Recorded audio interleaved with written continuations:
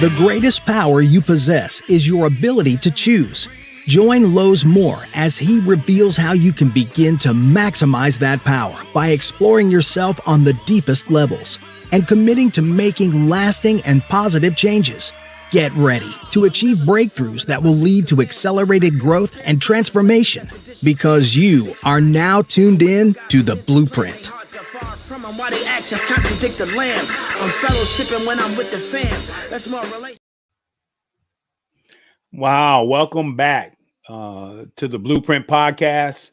Man, I'm excited to be back with you guys this evening. And before I get going, I got my little, check this out. This is remember my ball that I had before? I don't know where it went to, but this is my new one, right? This is actually a golf ball. Man, one day, I said, man, I would love to play golf with some basketball golf balls. And I bought them, and it came 3 in a pack.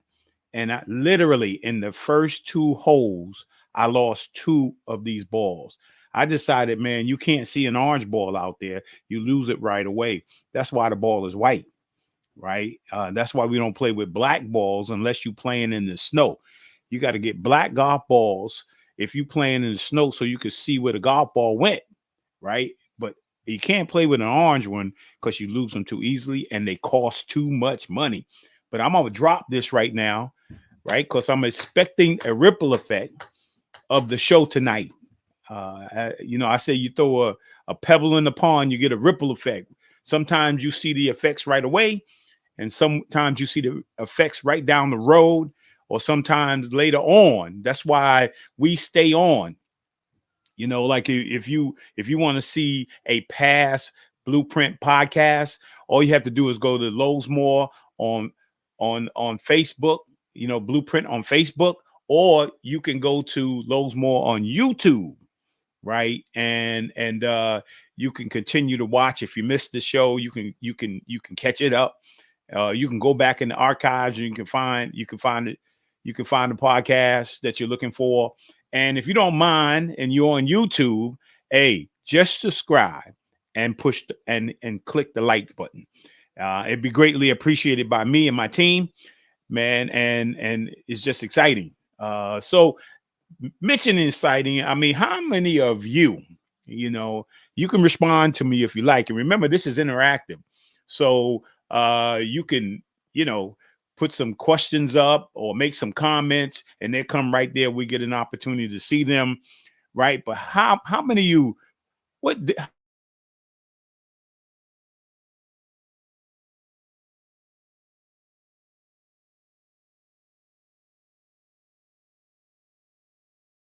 right now? Like we having withdrawals or something, because luckily the NBA is still here, and the WNBA draft is going to happen tomorrow, and then the WNBA is going to start playing. So basketball continues, but we're getting down to the end of the NBA, season, and I'm looking forward to that. But man, the basketball for men and women, all the way in March Madness into April, into the Final Four, was just, what can I say? Madness. It was just madness. It was crazy. It was exciting all the way down through the end. And so, with seasons like that, can't wait to next year to get going, and so I want to say to you, I'm gonna say happy Resurrection Day. Happy Easter. Man, this is a day where, if you're in the faith, if you call yourself a Christian, hey man, this is the day, man, that Jesus rose from the dead. I mean, awesome, man. He rose from the dead with all power in his hands, right? That means that if you have him on the inside, you got that power on the inside of you as well. So all of you, I got an opportunity to go to church this morning. Man, pray for a lot of people. Hopefully you guys pray for me as well, right? And I'm sure the churches will fill this Sunday. I remember when I was a young guy, man, my mom used to get my best out there, my best my best clothes, my best shoes. Man, it was back then, man. Easter was just awesome. And so let's get rolling. Again, happy Resurrection Day, happy Easter. Hope you enjoyed it. Man, I'm looking forward. Spring is right around the corner. It's going to be crazy weather this week, man. You thought it was crazy weather a few weeks ago, all over the country, the rain and winds. Man, now it's about to be so hot.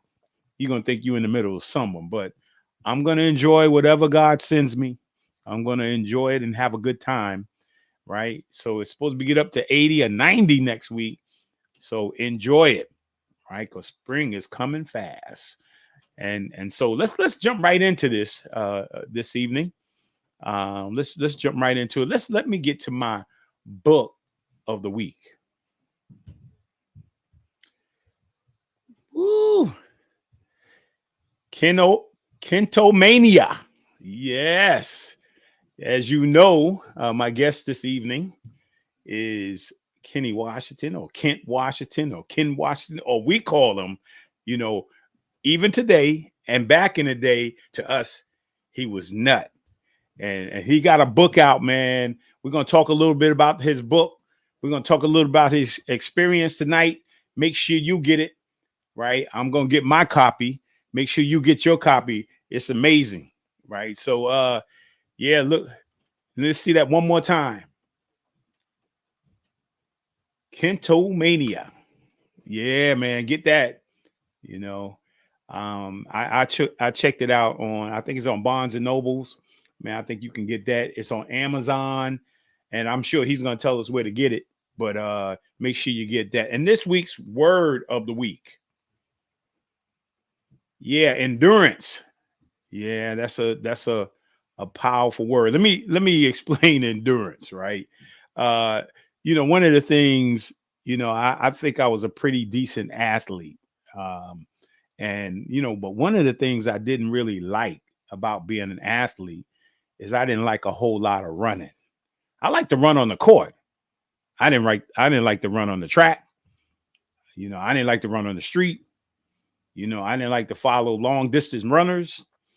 I didn't like any of that, but in order to be an effective athlete, you have to build endurance, right? You have to definitely build endurance, and endurance is a real key, not only in your physical ability, but also you have to endure in your mind as well, right? You have to be strong. Things come to you. It hits you physically, right? You got to learn how to endure. You got to learn how to get through, right? And then in your mind, some things that approach you in your mind, some problems come, some situations come. You got to learn how to endure, right? You got to learn how to hold on, right, until it pass, right? And that's why my Hill Hopper, Pierce Hopper affirmation moment. Check this out. It connects with endurance, right? It connects with endurance. My affirmation, my quote moment. I think we have it up there. I'm waiting for it. My affirmation moment.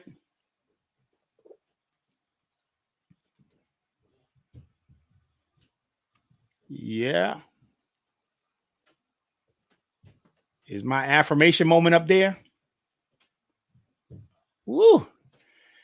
Yeah, there it is. Hill and Pierce Hopper affirmation quote moment.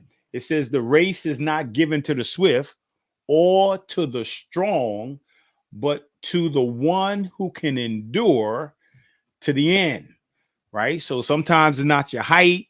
Sometimes it's not your weight.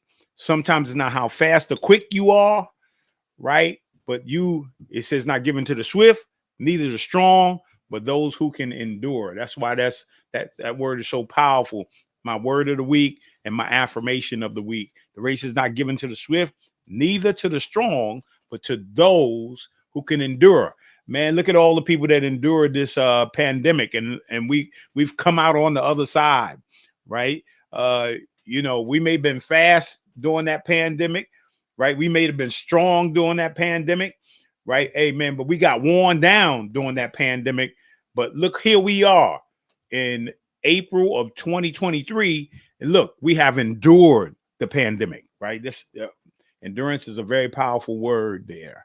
And then here is my music and my movie, right, of the week. Of course, the great Stevie Wonder, Songs in the Key of Life.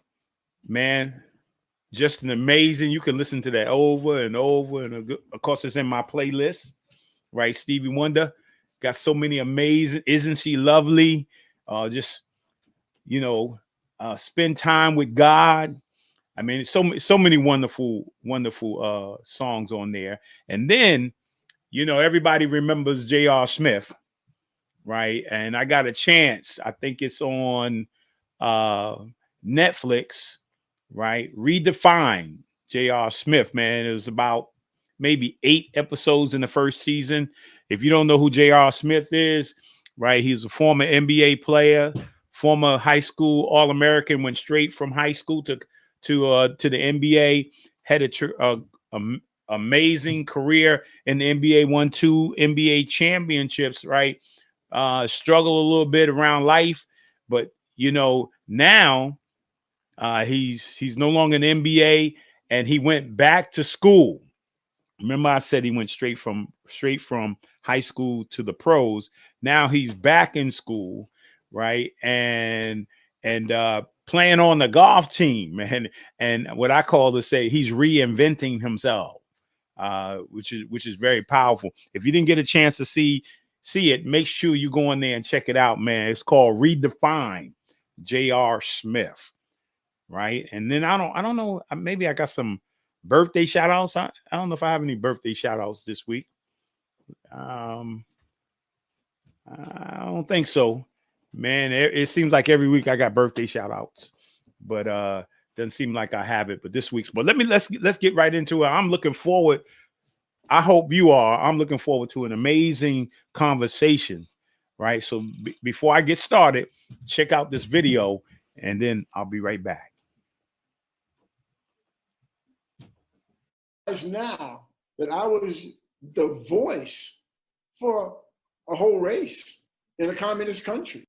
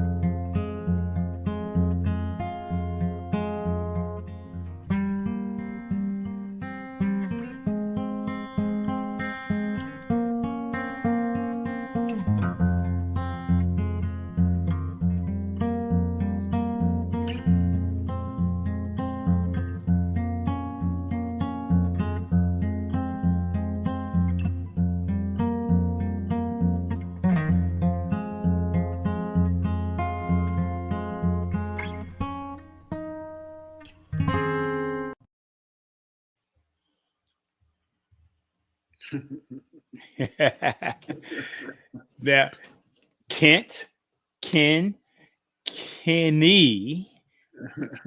Washington. Uh-oh. There you go down at the bottom there. Rochelle love, respect for nut. Oh, man. Kenny, man. Man, thanks for coming on this evening, man. Appreciate it. My pleasure. Yeah. Man, let me get started here, man. Let me go back a minute, man, because you're just a few years older than I am.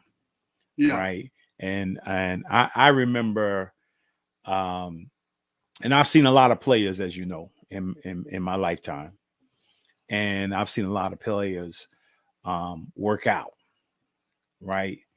But I haven't seen anybody that worked out like you worked out, right? And regardless of the weather, you know, it could be a million degrees outside. You be out there handling and just doing your thing. And I admire that, right? Because I don't know if you remember the story, because it's just something, if an athlete, right, sees another athlete doing something, right? Sometimes they look at it and they say, "Oh, well, he's doing that. I seen how he plays. Man, I'm gonna do that too." I mean, here's a perfect example. I think it was Doug Collins, right? No, it was Phil Jackson. Went to the Boston Garden 3 hours before the game, right? And everybody was complaining. Michael was complaining. Michael Jordan was complaining. Everybody was complaining. Why are we going there so early? Why are we trying to get to the gym? He did it for one reason, right? They walk in the Boston Coliseum, and there is 3 hours before the game. They got there 3 hours before the game. There's Larry Bird shooting. Yeah. And Phil wanted Michael to see Larry, right? And to see why Larry was who Larry was. Yeah. Right. And as Michael walked by, he was like, nodding his head. Oh, that's how you become great. And from that point on, Michael used to show up like 3 hours. And then Kobe, you think back at Kobe, 3 and 4 hours before game day in the gym, working out, man. And you had that spirit, right? That kind of work ethic. And man, I want to say thank you for showing me, because I was down there in the playground and down at Lincoln Park, and I seen you out there sweating and stuff like that. I was like, oh, if he putting work in like that, I got to put work in like that too. So I want to say thank you, man. Oh man. Yeah, man. You probably still doing it too, man. You probably still working out. Not with a basketball, but it's in my DNA, Yeah. So hold up, time out. You said you're not doing anything with a basketball no more? No. That's like a miracle. I promised myself that when I retired, that would be it. I put so much time in.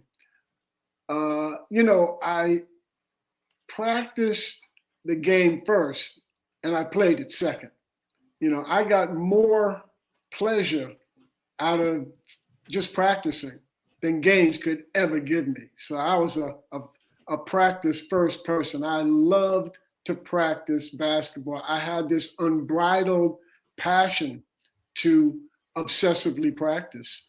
And games were basically, they were what they were, but it was my practice that came first. That was the most important thing for me.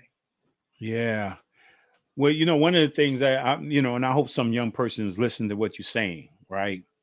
And I grew to a philosophy after a while, after seeing a lot of people work out, many of our legends work out and do different things like that, that I realized there was no, for me, it was no such thing as practice, right? And the same intensity that I played in the game with, I worked out with. I took the workout as the game, right? The same energy and intensity I played with, I practiced with, and so when I went to a basketball game, I had already played the game, right? Mm-hmm. I was already in game mode when I played, because that's how I practice. Yeah. Right. So, and I seen that in you too, that you could see how you practice. You could see your practice in your play. Yeah. I mean, I knew I was an unusual kid at the age of 13 how I had this obsessive desire to want to be practicing alone. I used to run up and down the full court. I would never just do a half court practice. I would practice full court, up and down shooting, ball handling. And it was just this, I wanted to improve each day because I had certain goals. I didn't dream about things because dreaming one does when they're asleep. So I set goals, JV team, varsity team. So I had specific goals that I wanted to achieve, and I knew I can only achieve them if I worked for it, So that's why each practice was very, very purposeful, very specific in its nature. And it's in my DNA. Most people, I don't think, have it. I don't know if you can create a passion for something or you're just born with it. I've never kind of figured that out, but I can speak for myself because this book just kind of shows you my path.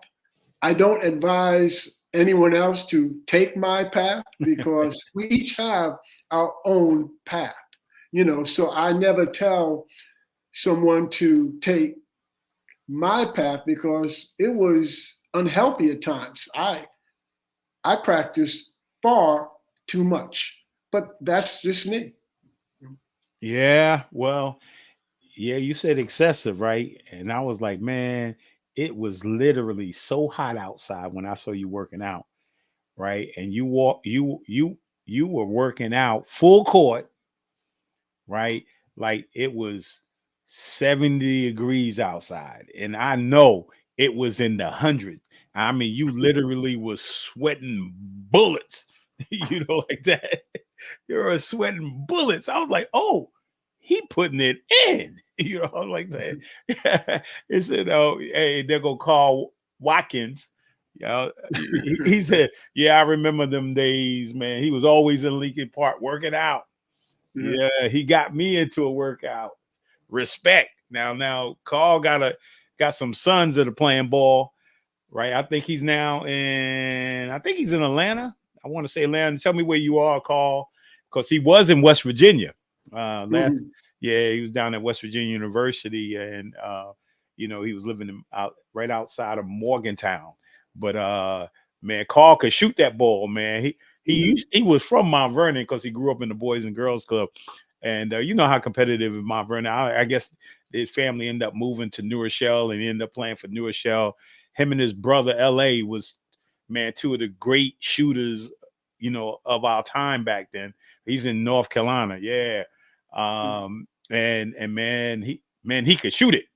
Right. He worked too. Yeah, he put in the work. But yeah, so tell me, I was just thinking, like, man, who, I was checking out your mom and dad, man. Where that work ethic come from? Mom, dad.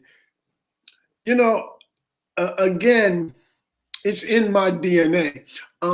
My parents were silent guiders.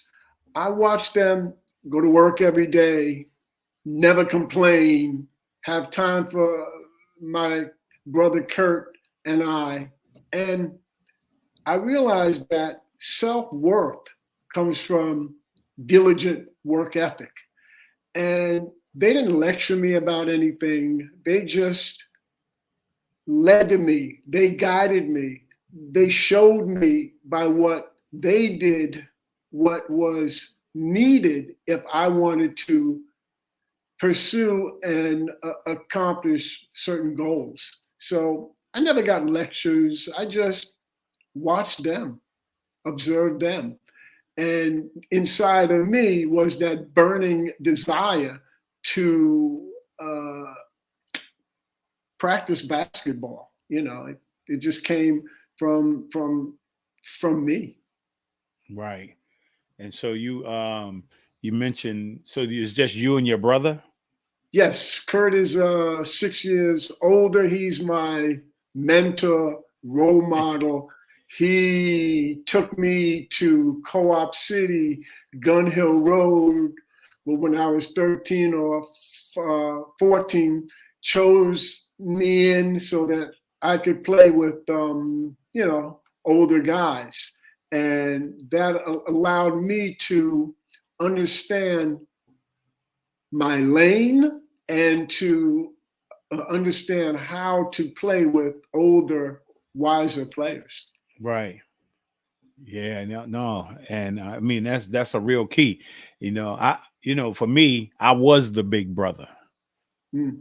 right? So I never really had a big brother, the kind of mentor, somebody to take me to the park or something like that. I mean, but it was nice to go. You had the New Rochelle Boys Club at the time. Yes. Oh, And that was my home away from home. yeah, and then I had the Mount Vernon Boys and Girls Club, and then I had a lot of guys older than I, Yeah. and so those guys kind of take you under your wing, and they kind of take you around. And I remember a guy by the name of, he lives in Syracuse right now, by the name of Ed Cheatham, right? Mm-hmm. And we were little guys, and he used to put us in the car on Saturdays.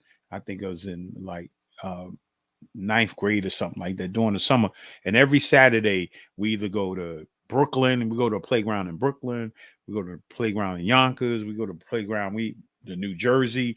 We should just drive and find a park, Yeah. right, and get out with 5 guys, and say, can we get the last next, and then we just play. I mean, he should just take us around and play. And that's kind of what you're talking about, right? Yeah, that's exactly what I mean. Back then, there's no AAU travel teams. You went and found pickup games. Like Kay Hassani knows, I was down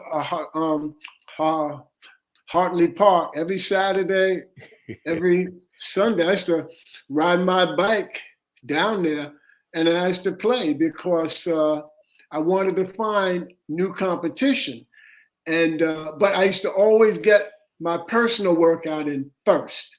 Then I would go find the pickup games, because when I worked out alone, I couldn't work on decision making and being a court general. All of those things I need teammates for. So the pickup games were perfect down there, because I had to practice my speed of the game, my leadership, the passing, because the shots, I already took the shots during my practice. So I didn't need to shoot. I already got that done. Yeah. So before we digress here, I always admired, because it was two. How tall are you? 5'8".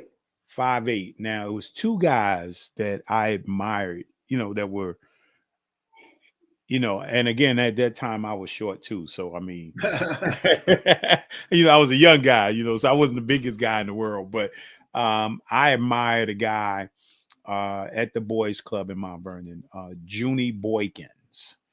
And I remember seeing Junie play in a tournament in the Mount Vernon Boys Club.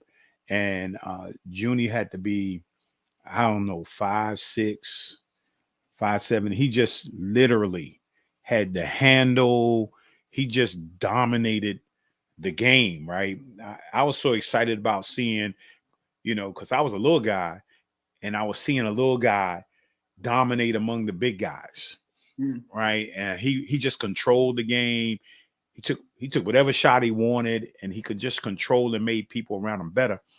And I'll never forget, man. I got on a bus one day, went down to Fordham, a boys club down at Fordham Road, and he played in the tournament, and he literally turned the tournament out. Yeah. Right. And so, yeah, that's what I admired about you, because you control control that game, man, and everything around you had full control of. And I was like, that's why I wasn't, at my age, I like really wasn't afraid. I seen, hey, little guys could do this thing too. Right. And so that's while I was little, I realized little guys could do this. So, at the time I was little. So I was just like, okay, I'm gonna go out and play like, I'm gonna go out and play like you guys. I would try to dominate the game, man. And one of the things was that you guys had an exciting style. So when you say I had to go out and get my individual practice, how did you know what to practice? I mean, how did you come up with those routines, to put the routines and practice plans together?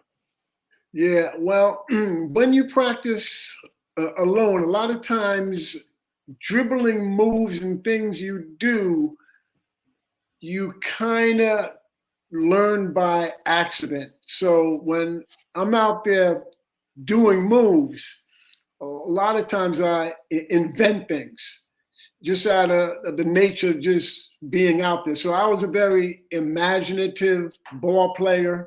Some people call it fancy. I don't. That's just me. I had a unique ability to see things on the court as they developed. So I knew what was going to happen before it actually did.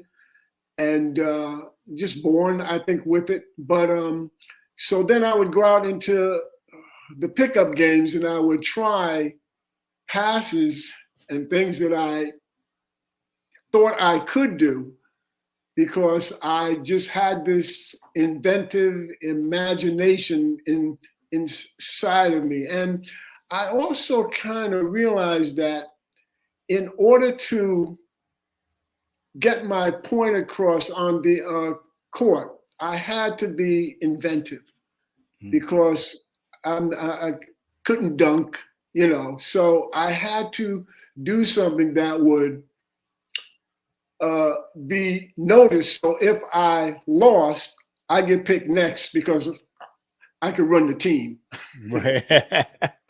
Well, let me say this. Everybody talks about, if I can give you sow a seed in your mind of what Kenny is talking about, right? As a player, if I can give you a current players, right, that in terms of his style, I would say, and ball handling skills today, I would say, ball handling skills like Steph Curry and Kyrie Irving. Right, that creative dribble. He was them before, and his ball handling skills. He was them before they were here, before they was even thought of. Nut was doing those things, man. And it was just exciting to watch. As some people like say, yeah, he was just being fancy. He's trying to show us up, and it was just his game. Right. And I loved it. I love the creativity, man. But let's digress. Let's talk a little bit more about like mom and dad and growing up, because there's three things I think is important as I talk about on the show each week. There are three things. Number one, the importance and power of family. Number two, the importance of education. And number three, the importance of faith. Talk a little bit about that. And then when you talk about family, bring it to your current situation. Okay. Yeah. So I am my father and my mom. So I have a daughter that's 31, and my wife is from the country of Sweden, and me living in Europe for so long, I have this European lifestyle. So I had to integrate my parents' strict upbringing with my wife's style. And we did a great job of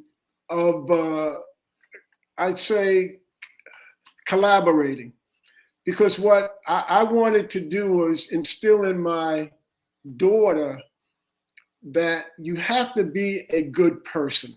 That's first and foremost, a good person, a good friend, So athletically, I instilled that hard work pays off, and that you have to be coachable, and you have to be a good teammate.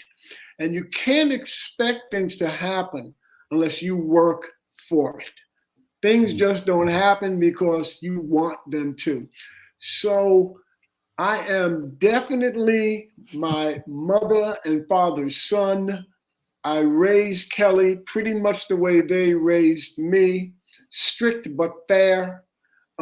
My wife is very, very loving and caring, and she brings that European style, which is just perfect. And family means so much to me. It's like unbelievable. I mean, I love her parents. She loves my parents. Her parents accepted me with no problem. My parents accepted Sue with no problem. And it's just wonderful, man. We've been married 25 years, but we've known each other because she lived together first in Sweden, of course. We've been together about 37 years, and she's my best friend, like that. And she's not one of those, yes, yes, Kenny, you're right person either. If I'm not doing the right thing, she will let me know. No question about it. So, but my parents were so important to me. I never wanted to embarrass them. My father was a police officer. He was the first Black detective in the city of New Rochelle. So I always wanted them to be proud of me. And that's kind of the way I was. I was a good student. I was quiet because I stuttered in school, so I never spoke. That's why I think a lot of my basketball came out of me wanting to kind of communicate through that, because I didn't talk. I didn't want to stutter. In college, I was an average student, and that was because basketball got in the way. I really over practiced in college. I spent an incredible amount of time practicing basketball. Once I left home, my parents weren't there to, did you do your homework?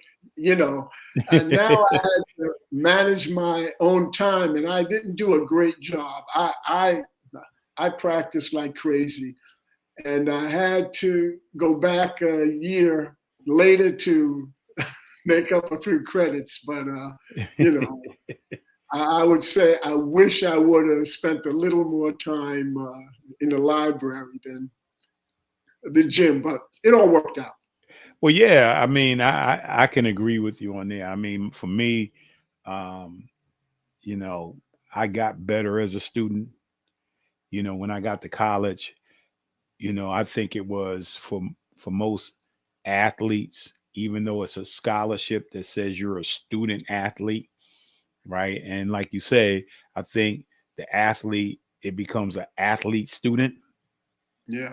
Right. Where your priorities are, man, I got to work out, I got to be good, and I spend an enormous amount of time, in the gym, working out.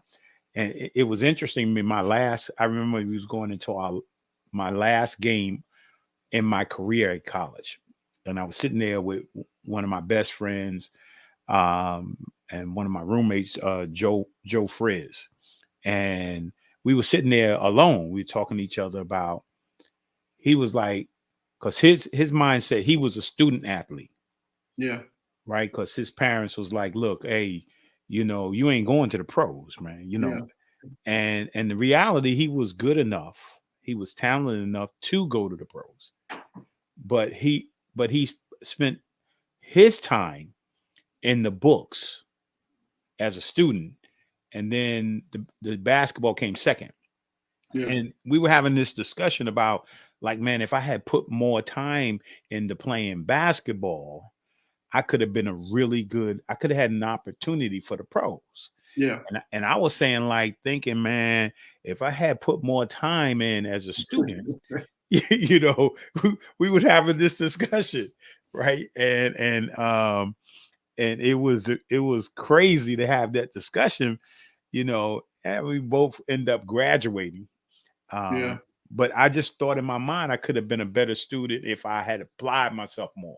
So I understand, and for all of us, you know, all of us that play basketball like that and had a gift to play basketball, we probably all had the same mindset. You know, you know, we're thinking like, man, one day we're going to end up in the pros, and so we have that mindset. And yeah, it says you got Nat down here, man. Yeah, Nat was yeah. Nat and Mr. Johnstone. I used to play with them behind the boys club, and they were great for me back there. You know, I spent a lot of time. There's a guy named Glasgow Lee. That was the maintenance person there, and he was probably the biggest. He was a tremendous person in my life because that boys club was always open and available so that I could either practice outside or indoors. And Glasgow Lee was fantastic. And every Sunday morning, Nat and a whole bunch of guys came down and they were playing. And I used to stay on top of Lincoln Park, get my workout first. Then I used to walk down there and play a lot of pickup games. But Nat was back there playing. So big shout out. Yeah, no, and Nat was there. He's talking about and congratulations on the retirement of your jersey. Yeah, thank you. Yeah, and thanks to Nat Harris too. Thanks to Nat. Well, you know, and there, you know, man, that's that varsity picture there. Yeah, that was my junior year. Junior year. Yeah. Yeah, that's against Roosevelt High School. Yeah, man, exciting and fearless. That's Mike Linden's team. That's my man, Mike. Yeah, I saw Mike Linden, man. You know, there was some great competition back then in Westchester County. Unbelievable. Yeah, it was. I mean, the Yonkers teams were loaded. They had 4 teams that were loaded. Gorton had Toombs. I mean, all 4 teams were loaded. White Plains was really good. Mount Vernon, you ain't got to say nothing about that. You know? Yeah. I mean, loaded. Teams were loaded. Great competition, great area to play. You know, if you could play here and be something, you knew you could probably play college level somewhere. You know, I wasn't a D1 player. I didn't think I would play, so I wanted to go somewhere I knew I could play. And that's what I told my daughter too. Go somewhere where you can play. You don't want to sit. You don't want to practice and then sit, you know. Well, yeah, I mean, I think that's important. You know, I always talk about on the show, my grandfather used to say, "Come here, boy, I got a nugget for you," you know. And I come over there looking for something in his hand, and he was like, start telling me stuff, you know. And I was looking for the gold nugget, you know. and so yeah, there's a lot of nuggets that come on the show, man, and that was one there. And here's interesting: if you got a student athlete out there, you want to listen because the landscape has changed when it comes to basketball, right? And I've talked to a lot of college players over the last few weeks because in terms of recruiting, right, we noticed that unless you're a McDonald's All-American, right, those top 24 players or 25 players, they're going to get looked at by schools across the country, right? Right now, everybody else is like irrelevant because the first thing in recruiting now is that everybody's recruiting their own players to keep them on their team in college. That's the number one thing. The number two thing has become the portal. The portal, right? And so now you're recruiting the portal, and then when you get finished with the portal, you're going to community college, right? You're going to junior college, because now schools want people who have experience already, who've already played the game, and so they're bringing those guys in before they bring in freshmen that they would take 2 years in order for them to develop, when they can go get a player who has experience right now. Now here's one of the things that the college coach told me last week. He said, I tell guys, look, if you get an offer, a scholarship, Division II, Division III, junior college, take that offer, right? And go do well academically, and do well athletically, perform well, and then you can go in the portal. Right. Exactly. It becomes another way to get to where you want to go. Because the landscape has totally changed. Totally changed. I mean, you got to do what you got to do. I like our time is better, or without a doubt, less complicated, and so I enjoyed that. I knew the level I wanted to play at, and back then D2, we played a lot of D1 schools, because D1 schools there weren't enough to play in the metropolitan area. So we played Hofstra, we played LIU, because there were no conferences back then. I mean, there were very few conferences, so we as a D2 school played D1s, D2s, D3s, NAIA teams. I mean, you played everybody, because there are a lot less. Back then, there was 150 D1 schools in the country. There's like 350 some now. So we played Quinnipiac, they were D2. Monmouth, they were D3. Sacred Heart, they were D2. I mean, I can name our whole schedule back then. Stony Brook was D3. I mean, all these schools are like D1 now. That's right. They were D2 and 3 back when I played. And they were good, but they were, it just shows you that there were so fewer D1 teams around the metropolitan area. So the D1 schools played a lot of D2 schools to fill up the schedule. Yeah. and so you end up playing at where'd you end up Southampton playing? College. Southampton College. Yeah. Loved it. Now Stony Brook bought the campus. No longer exists. Well, yeah, that's my daughter and her husband both coach for Stony Brook right now on the women's team. Yeah, they're the coaches for the women's team right now. They used to be D3 when I played them. Moving on up. That's awesome, man. And then I'm sure you had an aspiration of going pro.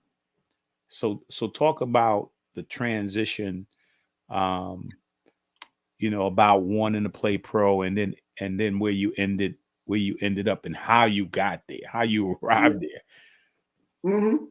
So again, I was setting goals, high school. So I was at Warfare basketball camp, which eventually turned into Dean Memiger's camp. And there was a coach there at Southampton College named James Coklaw. So he recruits me there, and I'm ecstatic, D2. So I played there for 4 years. But my second year, my sophomore year there, one of our players went to to Sweden. And I was like, really? You can go to Sweden and play ball? I didn't know that, So I am now new goal. I got a new goal now. I want to go to Sweden to play ball. He went there, so I'm getting better each year. My spring, May 1976, our college goes on a tour to Poland. We have a 20-day, 7-game tour. And we go there, and I play in our first game. Now, the rules are vastly different. The FIBA rules, the Federation of International Basketball Association, they have a shot clock. College didn't play with a shot clock back then. They had the traveling rules were totally different. The Euro step there, it wasn't permitted here. Traveling was different there. They had goaltending rules, vastly different. They had a trapezoid 3-second lane. So I'm playing our first game there. And the speed of the game is so fast because the referees don't touch like the we're breaking up a little bit, having a little technical difficulty here. 1,000 timeouts. So we're flying up and down the court, and I love this speed of play. My instincts, my imaginative way starts to show. These fans are going crazy. The game ends, I get inundated with fans, autographs, they're hugging me, so I'm like, what's going on here? I'm just playing my regular game. They love it. All 7 games over there. I got journalists coming up to me, the translators are bombarded, fans. So I'm like, wow, they've never seen the skill set, So one of the coaches there asked me if I ever want to come back and play, to let them know. And I'm like, I'm not coming to Poland to play. I'm going to Sweden. That's where I'm going. So I have a great senior year. I was on the All-American D2, the watch list. I just had a great season. And I get late round drafted by the Lakers. They were drafting 10 rounds back then, But after like 4, you're not making it. But so they fly me out there at this training camp before you even get to the training camp. Yeah. And there's like 70 guys out there. And I meet Rudy Hackett out there. Because Rudy had signed with the St. Louis Spirits, who went bankrupt. So Rudy's out there. So I'm like, oh, shoot, Rudy Hack. Now, Rudy's a legend, around here. Great college player. I'm like, what's he doing out here? This guy. And there's all of these guys who can really, really play. But nobody comes in shape. And I was in shape. And these guys were dropping like flies out there. So I wind up making their summer league team. I play a few games and then Jerry West says, thanks, but no thanks, and I knew it was coming. They had drafted Norm Nixon. They had signed Ernie D. Gregorio, and they had drafted Brad Davis, hardship back then. So I knew I'm not going to make it, but I wanted to see how good is. And I came back realizing that you have to be darn good to play pro ball. And I'm not that level player. So my father says, if you want to telegraph Poland, have at it. So I did. One thing leads to another. 1979 January, I'm off to play professional basketball in communist Poland. Little did I know, I was the first American to actually play pro ball behind the Iron Curtain. Had no idea until 2019. The journalist called me up and told me from Poland what I had done. I didn't know. I'm just playing ball. So that's how you came up with the book. So yeah, man, get into that, man. I mean, get into that whole experience, man. Okay, so I'll try to summarize it quick. So the tenthomania part comes from a journalist that coined the phrase because my presence in Poland created this demand for ticket sales. So my first home scrimmage game, the place seats 1,500 people. They apparently got in 3,400. Now, since there's no fire department, they can put people anywhere they want to.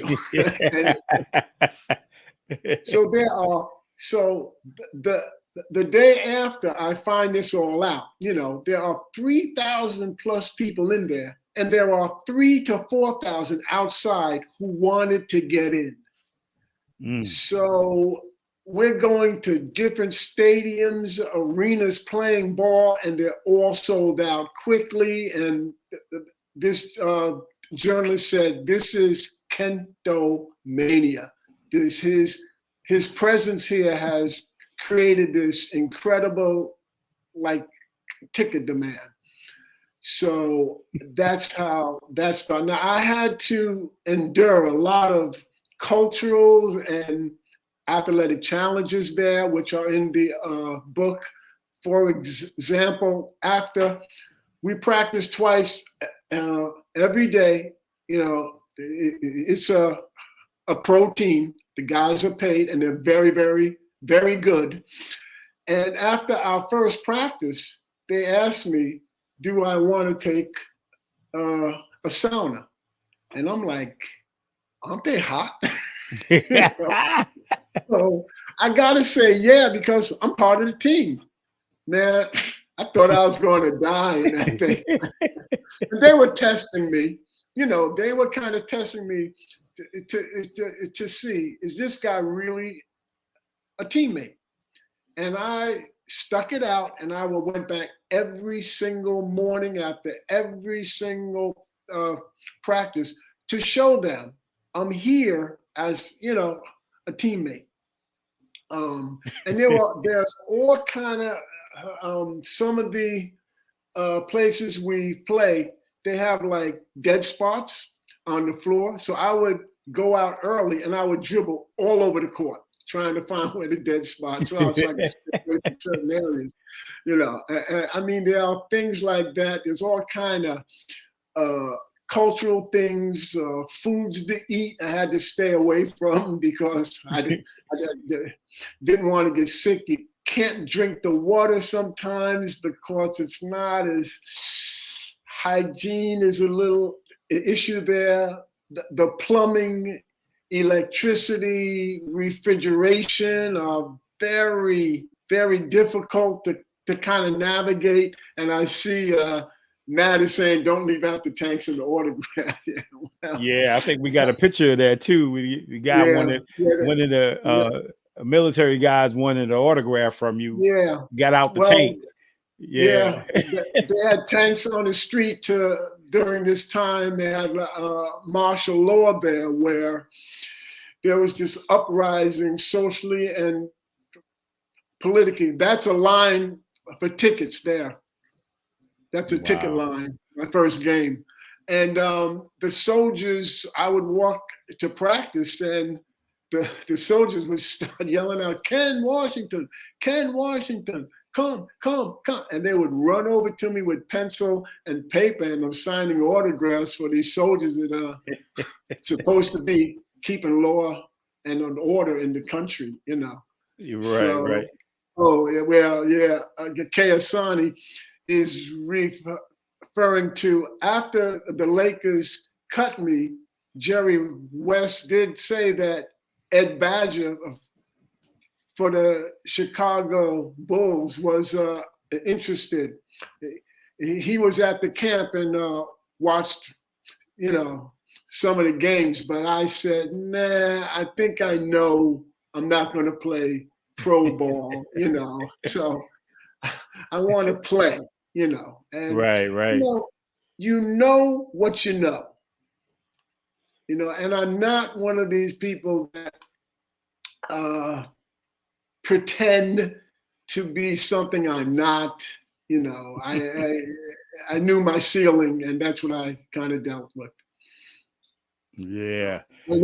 And height had nothing to do with it because I played against Spud Webb, Michael Adams in the US BL a couple of times, and good is good. Now we both know that there's a right team and right time too. Yes, one team may not want you, but there's someone else that could, use it, and that's something too. But I don't want to go around 100 tryouts trying to find that team, and that's referring to Ted Jones, who was a really big contributor to me after I finished college. I played with Ted. The Courtsman with Jim Bostic and Mike Linden, Damon Yiser, and Alex Middleton, and we played in the Rucker and the Michelob Light at CCNY, and I was a loyal player for Ted for years, and Ted taught me this. I was kind of upset that I wasn't getting enough playing time. I would come down and I'd be in the CCNY tournament, and I would play a quarter and a half, and he was like sharing time. And I was like, yo, man, I'm not getting enough time. I'm in great shape. So I was pouting one time. So the next game, we're playing a team, and I'm guarding Mario Ellie, Oh, yeah, and so I'm guarding Mario, and he's posting me up, but I'm fronting him. He's not getting the ball, and I'm playing him hard. I'm like really kind of denying him. So the first quarter is over, and I played the whole first quarter, and I'm exhausted from guarding Mario. But Ted was teaching me a lesson. He figured, oh, you want to play all the time? Then go ahead and play all the time. Now I'm begging him to come out now because I'm tired. And he's like, no. You want to play, play. And then after the game's over, he sits me down and says, Kenny, I got 12 All-Stars on this team. I got to share time. You got to just, and he was right. Just stop pouting and play. Stop pouting and play, right? Stop pouting and play. I'm the coach. Yeah. And you're talking about the tough times of Poland, man. I mean, you're looking at weather, you're looking at food, and you stay there how long?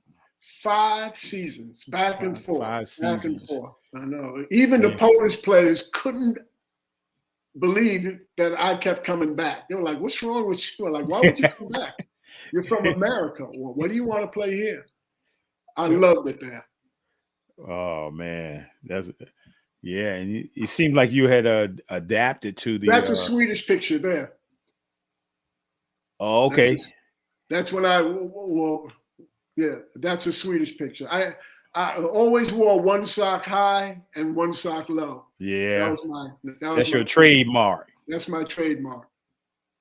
Yeah. That's me chasing one of the best guards I ever played against, Bo Alvin Dukes. I remember Bo Dukes. Unbelievable player. Yeah, I remember him. Yeah. We were carbon copies of each other. That's a college picture there. Yeah. Well, like you said, I was looking at some photos. I realized that, and you talking about Southampton, right? Yeah. And I was thinking, like, man, I was looking up Southampton, man. I was like, Southampton doesn't exist anymore. Doesn't exist. Stony Brook bought the campus. Yeah. Wow. Yeah, that's yeah. So talk about the that's a curiosity question there. I saw this picture on your Facebook. That one there? Mm-hmm. I don't know who that is. Oh, okay. It was on your Facebook page. I was like, I don't know how that got there. huh? You don't know how I got there? No. I gotta find that and I gotta take that off because that's actually my wife's cousin. Oh, okay. Yeah, his name is Duran Washington. Oh, okay. Yeah. That's why I was like, how'd Duran get on your yeah. So talk about the transition that 5 years in Poland and then the transition into your dream place. Oh, yeah, okay. So I was in West Germany with my Polish club team, and we were playing an international tournament against the Russian national team that featured Arvydas Sabonis at 19. He was unbelievable. We played against the West German national team, which featured Detlef Schrempf. Yeah. And we played against the Swedish national team. So I had 3 really good games there. And a Swedish coach, the player coach, came up to me and said, "Would you want to change countries?" And I said, "Yeah, I would." I always wanted to play in Sweden. You know? Yeah. And so that's how that went. And the transition was simple, but I must say I was torn because I loved my Polish teammates. I had a girlfriend there too. And I became actually Polish. It sounds strange. It may sound kind of corny, but I spent 5 seasons there, pretty much 9 months at a time, almost 10 months. And when you do that and you learn to speak the language, and the Polish people, they trust you. They treat you as like one of them.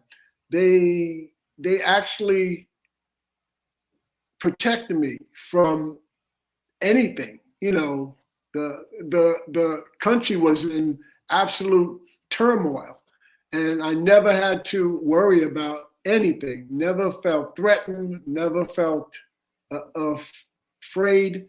So I was kind of brokenhearted, but I knew my time there had come to an end, and I had to take on a new challenge, one that I was really looking forward to, playing in Sweden. Yeah, and I remember, I think I heard somebody having a conversation, right, about I'm trying to think of what it was. Oh man, I was listening to you were having a conversation about number one, I made a lot of money, and when I was in Poland, I had a lot of money, right? But what couldn't you do with the money? Couldn't do anything with it. It was worthless. It was worthless. I mean, I demised a way to buy gold bracelets. Many gold bracelets. And in the book, it explains my resourcefulness of how I got those gold bracelets home, and I would sell them here. But I didn't go to Poland for the money. I went blinded by the passion of playing basketball, pursuing something that I had worked for so long for, not dreamed, mind you, worked for. And that, you know, I had no intent to become rich. I just wanted to see how far my basketball passion could actually take me.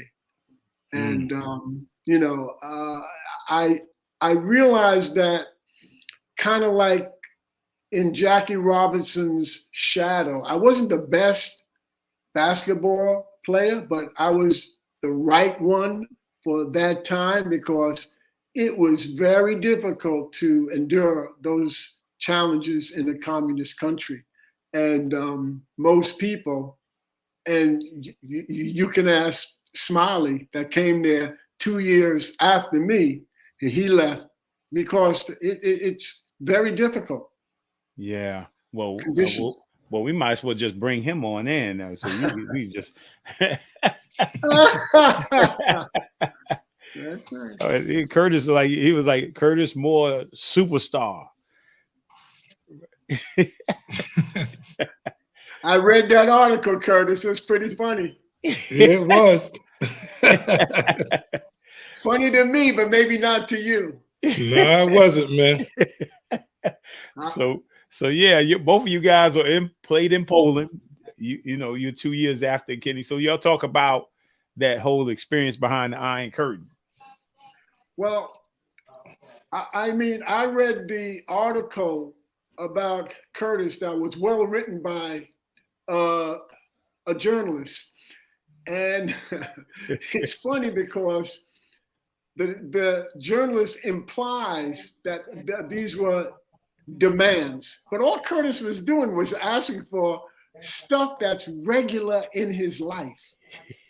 And when you're in a communist country that Curtis probably didn't exactly understand, and he was like asking, why is there not orange juice? And the answer is simply, there are no oranges here. You know, it's incomprehensible. But no, it was nothing in there. I don't know what you was talking about. I know. I know. I mean, but he was looking for a color television. No, it wasn't. No, it was black and white. Yeah. I mean, so Curtis, I am in talks with a Dutch film production company about doing a documentary about my time there. Okay. I may have them contact you so you can actually validate that maybe my nut came from being nuts about staying in Poland. Yo, no, I don't know how you did 5 years, man. Blinded by the passion of basketball. Yeah, I was blinded too. I was enjoying it, but it wasn't right for me. I understand. And you lasted how long? And you know, only I could understand that, Curtis. No one else could. Yeah. No, you have to be there to actually go. Yeah. Damn. No, the fans and the people there they great. Great. But it just, I know. you know. You have to do a lot more with a lot less. Yeah, you're right. I know when I got my money, I was like, what am I doing with this money? I can't do nothing. Nope. I was trying to buy mink coats and bring it back over. Couldn't do that. That was a fun. Well, what was funny was when you said, well, I could bring dollars to the bank and get swatty. Why can't I bring Swati to the bank and get dollars? And the guy was going, because you can't. What he wanted to say was, it's communism, but he couldn't say that because he wouldn't be standing there the next day. Yeah. A different life, man. A different life. Yeah, it was a whole different life. Yeah. Yeah. Yep. But the ball was good. Yeah, the ball was good. I had a good time. I was killing over there. Yeah, the ball. Yeah. He played in the same.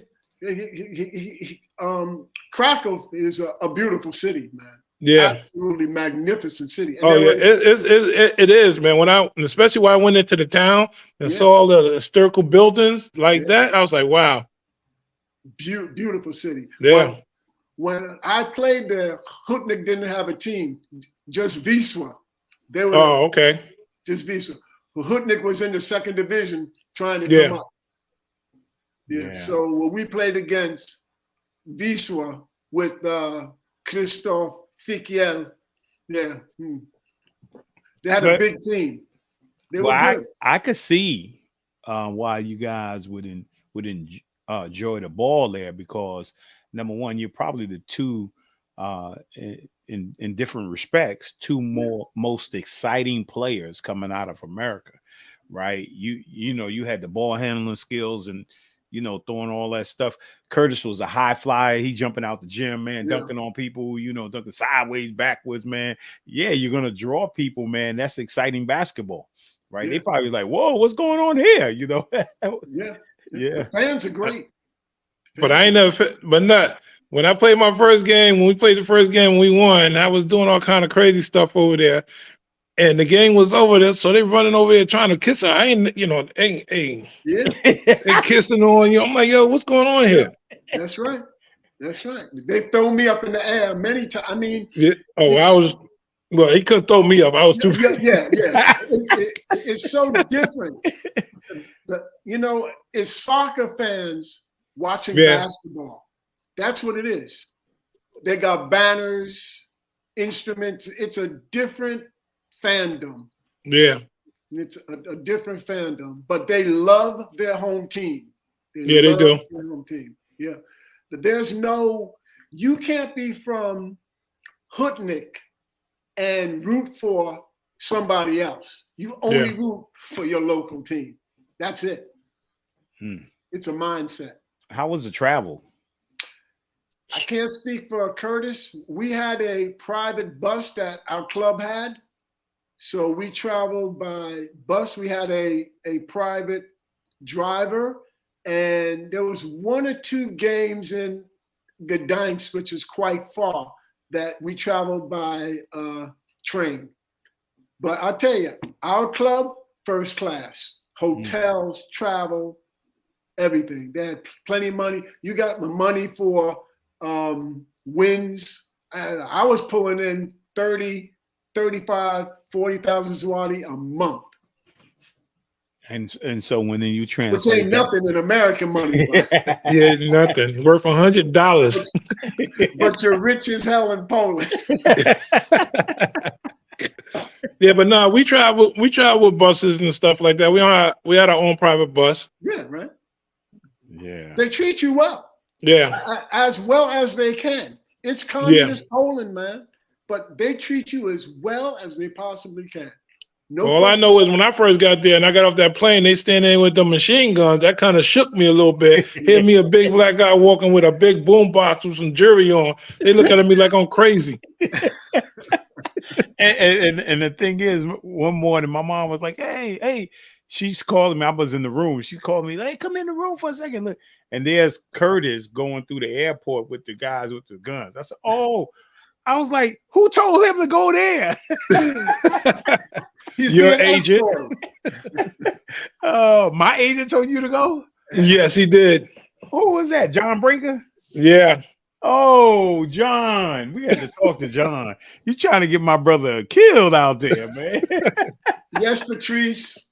I can still speak certain things, yeah. Yeah. Let's hear something, man. Let's hear what you got to say. Yaksemash is how are you? Curtis probably heard Cześć. That's hi. Yeah. Cześć. Yeah. Dzień dobry. Good day. Curtis probably heard that a lot. Do widzenia. Goodbye. Dobranoc. Good night. You know. So, I mean, I can speak on a slow but low. When I was actually living there from my 3rd, 4th, and my 5th year, I was fluent, but I had terrible grammar, but I was fluent. It's a hard language to learn. Yeah, it is. But they was trying to teach me too when I was there. Yeah. Well, you didn't stay long. You didn't stay long enough to say goodbye. I left my radio on 24/7, and I would hear it just subconsciously, you know, all the time, because I didn't bring any music with me. I didn't have anything. I had a television, I had a radio, but the TV, there's 2 channels and they go off at like 10 o'clock. You know the deal. Yeah. There's no entertainment on the television, you know, and the radio, you know. What I mean, I'm sure that the television wasn't speaking English. No. Everything was you know what they're saying, so you already saw the movie or something. Yeah. I used to watch Kojak. That was voiceover. Kojak was voiceover. But you know, if I'm just a weird person. That's how come I'm not, I could do it. There's just something about me. I could play ball anywhere and stay there as long as I need to. Well, that's just me. That's how come I know that anybody else that would have went there first, they would have came right back. Well, because remember, I saw you in the summertime before I was leaving. I said I'm getting ready to go to Poland, and you told me it was nice over there. Yeah. See, but that's me talking. Yeah, I know. For me going to see it for myself. Yeah. see, I'm swimming at the beach right now. So when somebody asks me, "Is the water cold?" I go, "No, I'm swimming in it." So everything's like relative to who you're asking. Yeah, and so in terms of the European experience, I mean, you go to Switzerland, right? And then Curtis, you go over Sweden. You go over to Sweden, and Curtis goes to the Philippines. So talk about those two experiences. I'll let Curtis go because I already told you Sweden was easy transition. It's like being in the States. Yeah, but the Philippines was like a 6'2", 6'3" and under league. Oh. Everybody there was the same size. And then I had just got there when they had a big war over there. I was like, whoa, what's going on over here? I mean, they just had one of them Civil War. I was like, oh man, I want to Poland now, coming to this. Like, all right. It's you, Curtis. It ain't me. Oh, so you say I'm bringing the problem. You bringing the problems, man.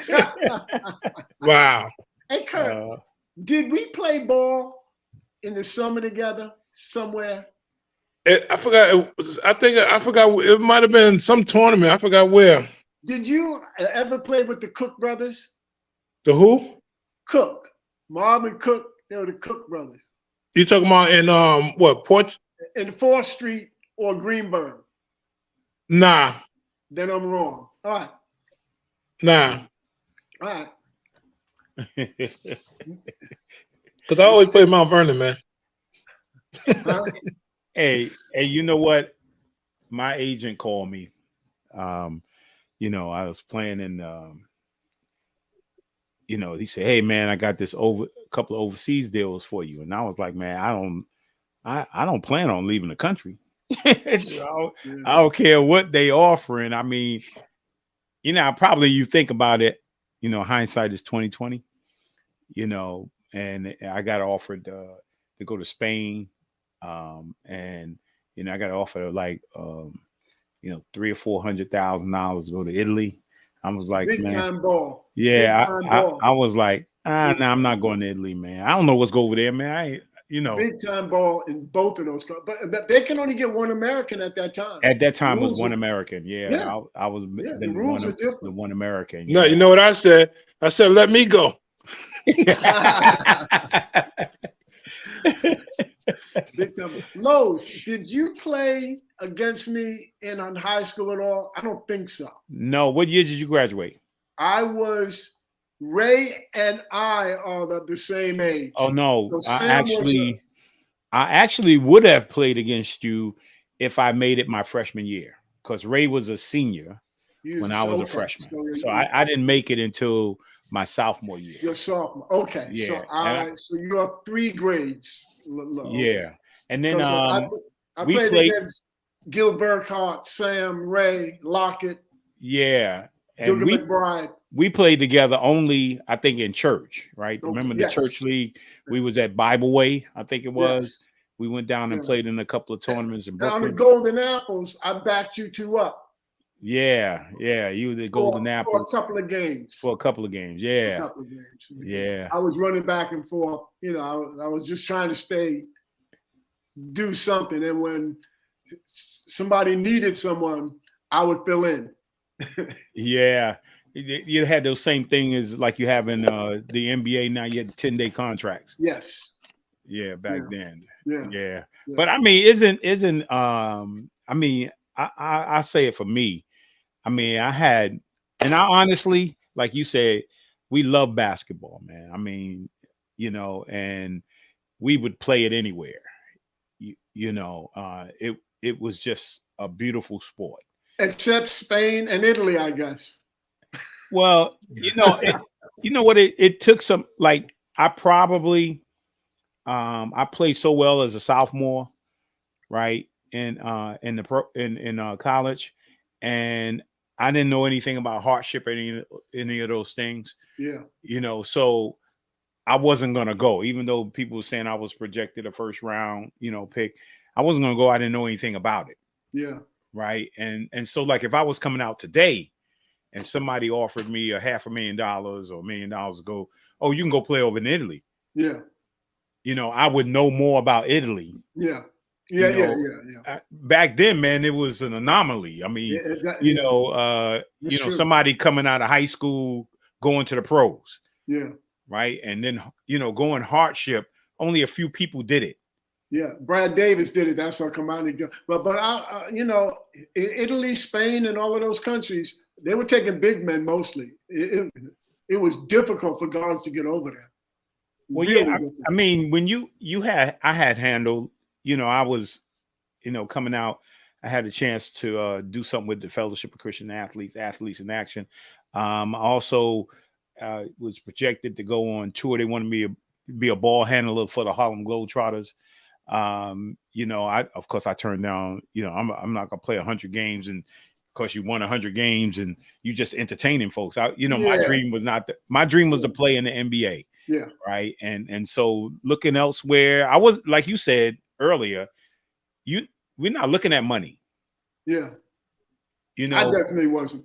No, right? Well, right, Curtis? In the NBA, I mean, in the NBA, I wasn't, I would play because we love the game. Yeah. And if you paid me, that's even better. Yeah. Right. I mean, but I was thinking, like, I never grew up thinking like, or it was never in our realm to think about, oh, let's go overseas. Yeah. Whereas today, that probably would be a norm. Yeah. I don't make it here, I'm going overseas. Overseas, yeah. Right. Yeah. I mean, there's more countries now too. Mm-hmm. You think of Russia, Yugoslavia, Czechoslovakia, all of those countries are like cut up into 12 more countries. There are so many more countries now. When I played against the Russian national team, can you imagine how good they were? They were actually Lithuania and all of these countries combined. Right. Their 15-man roster, they could have put out 4 national teams as good as that one. I mean, that team was crazy. Every player on there could have easily played over here. They just weren't allowed to. Right. Arvydas Sabonis was like unbelievable. This cat was 7'1", 19, and he was incredible. He couldn't leave Russia. They had a ton of players like that. Couldn't leave Russia. Yeah. So, it was so different back then. There were fewer countries. Half of them were communist. The other ones had only one player in their top league. The other leagues couldn't have any players. So there were a lot less jobs, man. Yeah. It was tough to get over there. I didn't have an agent. I just went over there. Yeah, they said, oh, that guy was it. I was my own. He's like, who told you to come over here? He's like, who told you to come over here? Like, yeah. I mean, the coach invited me, the Polish coach, so I telegraphed him. Kids now, they don't even know what a telegraph is. Oh man, no, this was good, man. I appreciate you guys' experience. They have you guys are a part of history, man. I mean, Curtis, you got to get the book and read it, Curtis. Yeah. You got to get the book and read it. It's going to tell you all about Poland again. Oh man, this was great, man. It was great catching up. Yeah. Nah, maybe we need to go take a trip back over there. I'm going this year. My book is being translated into Polish. It's going to be published in Poland, and I'm going back there in late August to launch it. We're going to have a big celebration over there. Awesome. Yeah. I haven't been back there since I left. 42 years. Haven't been back there. And Nat was saying you plan on moving. I'm moving to the Netherlands. Yeah. Okay. Where my daughter is. Yeah. Yeah. When you plan on doing that? Lifestyle. When you plan on doing that? When my wife and I are moving in late June, early July. Okay. So this interview was timely. Very. I mean, I'll be back and forth, but my residence will be there. You know, I've been waiting for this for a long time. I'm European at heart. Yeah. I realize it. Man. It's just a different way of life. Well, we need to get together before you get out of here, man. And I ain't going away. I'm retired, loving my life, right in the Rochelle. Right. And congratulations. I seen you guys, Jimmy McGee. Yeah. Right. And you guys got your jersey retired in New Rochelle. Congratulations on that. Yeah. And the Ray Rice and you and we were that's a picture being inducted to the Westchester Hall of Fame. Awesome. Yeah. And congratulations on that too, man, joining me. And hit up. That's what I got for winning most valuable player in some obscure tournament in Poland. They give you the weirdest kind of award. I was walking through the airport with that. Could you imagine doing that nowadays? No. Exactly.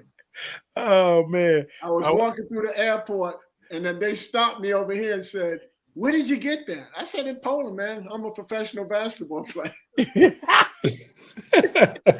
Oh, man. Well, there's some things you can't do no more. No. You know, like when I signed my letter of intent, my coach, I was on my way to flying to Pittsburgh. So he said, "Well, look, if Lowe's goes over there and play in the Dapper Dan, you know, and I haven't signed them yet, he liable to sign with somebody else when he go over there, you know." So we pulled away from the dock. The airplane pulled away, and all of a sudden the airplane returned back to the dock, and they opened the door, and the stewardess is saying, "Is there a Lowe's more here?" You know, like that. And I was like, yeah. I raised my hand. I'm like, they coming to arrest me or something. I don't know what I did. The coach came on with my letter of intent. And I signed my letter of intent. He said, "Yeah, you got to sign right there. And then I'm going to your mother's job, and she's gonna sign, and we're gonna be good." Now, you know, you can't bring no plane right back to the airport, so you can't walk around with no sword and a hatchet. No. That's what I want. Oh, man. Sword and a hatchet. Yeah, man. Hey, Curtis, how was your first trip going over there? How do people look at you on the plane? They looked at me like I was crazy. I got a story in my book about that. When I'm sitting there waiting to get on the plane, everybody's looking at me like, "Is he sure he's on the right flight?" Yeah. Exactly. They're looking at you like, "Yo, where's he going? Where's he going? This plane going to Poland. He don't know where he going." He got to be on the wrong plane. I know. And the stewardess finally got the nerve to say, "Excuse me, why are you going to Poland?" And I so proudly said, "Because I'm going to play professional basketball." Yep, same thing. She probably said, "He's nuts." Hence the nickname. Yeah. Oh, man. Yeah, man. That nickname followed me around a long time for different reasons. Oh, man. All right, man. We're a few minutes. We over our time, but it was fun, man. And before you go, man, we're gonna have to get together, man. And thanks a lot, man. My pleasure. Thank your wife for me for relaying messages and getting the word to you. Get a cell phone, man. You're gonna need it in. Hey, maybe one of these days, but right now.